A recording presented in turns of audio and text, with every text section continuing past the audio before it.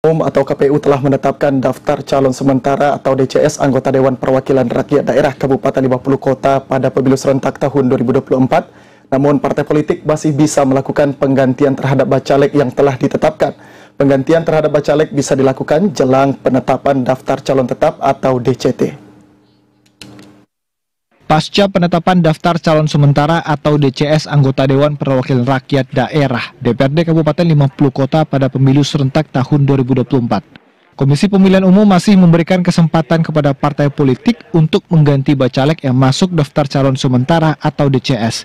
Penggantian dapat dilakukan berdasarkan sejumlah hal, diantaranya karena adanya tanggapan dan masukan dari masyarakat, terbukti melakukan pemalsuan dokumen berdasarkan putusan pengadilan, serta meninggal dunia. Penggantian tersebut dapat dilakukan jika terdapat tanggapan atau masukan dari masyarakat terkait dokumen atau berkas yang diajukan partai politik ke KPU tidak benar, sehingga bacalek yang telah masuk dalam BCS tersebut dapat dilakukan penggantian oleh partai politik. Setelah penetapan daftar calon sementara, itu ada namanya tanggapan masyarakat. Dari tanggapan masyarakat ini, hasil klarifikasi menyatakan bakal calon tidak memenuhi syarat, maka partai politik bisa mengganti bakal calon yang tidak memenuhi syarat.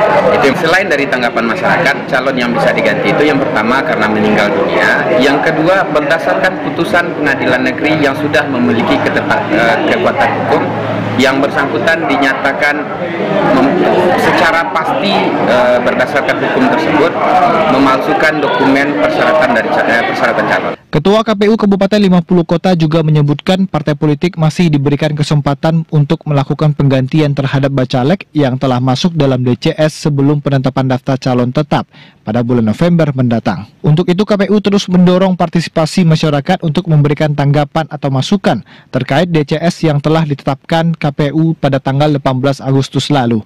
Penggantian bacalek nantinya hanya dapat dilakukan terhadap bacalek yang terdaftar dalam DCS.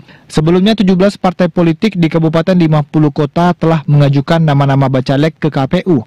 Dari 558 orang yang diajukan, 456 orang memenuhi syarat dan 72 orang dinyatakan tidak memenuhi syarat. Dari Kabupaten 50 Kota, demikian laporan Edward, TVRI Sumatera Barat.